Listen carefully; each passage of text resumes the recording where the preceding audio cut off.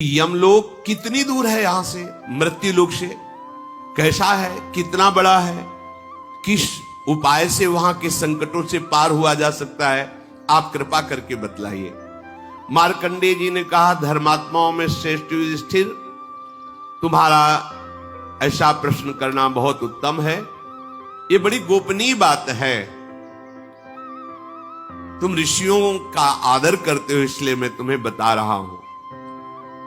यहां मृत्यु लोक से 86,000 योजन पर नरक विराजमान है।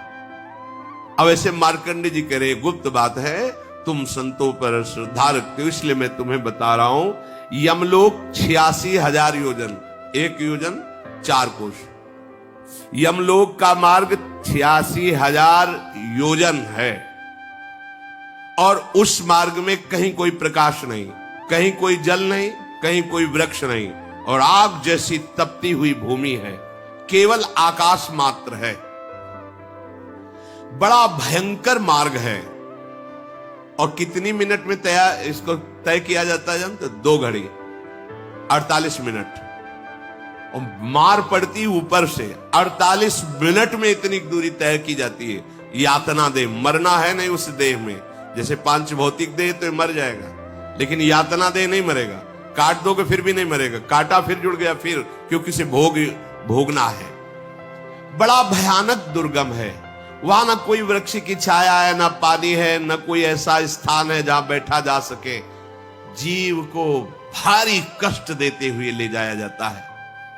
यमराज की आज्ञा से भयंकर कष्ट देने वाले, एकदम कठोर स्वभाव वाले, चाहे पुरुष हो या स्त्री हो या बालक हो या बूढ़ा हो, जो यहां अपराध किया है उसका दंड भोगने के लिए उस जीव को वहां से ले जाया जाता है। जिन्होंने यहां पादुका दान की है,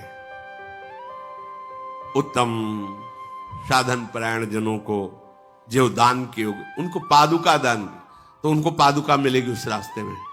तपती हुई आग की तरह जो मार्ग की भूमि है, उसमें उनको पादुका मिलेगी। यदि वाहनों का दान किया है तो वाहन, छत्र का दान किया है तो छत्र, और यदि प्रकाश का दान किया है तो प्रकाश, अन्न दान किया है तो उसे आराम से बैठाल कर भोजन कराते हुए ले जाया जाएगा, तो जाएगा नरकई। यहां प्रकाश दान करता है, उसको मार्ग में प्रकाश मिलता है। जो यहां भोजन अन्न दान करता है उसको अन्न मिलता है। और जिन्होंने यहां किसी को भरपेट भोजन नहीं पवाया, तो उसको भूख में, प्यास में, जैसे आपने यहां पौशाला खोल दिया, कोई पानी की व्यवस्था कर दी, सैकड़ों लगाए, पानी पिए, तो अगर बहुत ही पाप है, नरक जाना भी पड़ेगा, तो वीआईपी व्यवस्था आपकी रहेगी।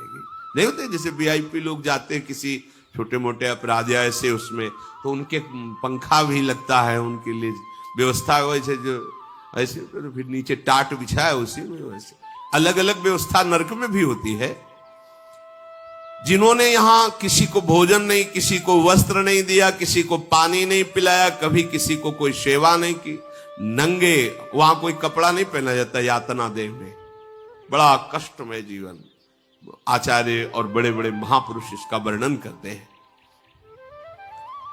जो यहां जो कुछ दान करता है उसको उस मार्ग में मिलता है।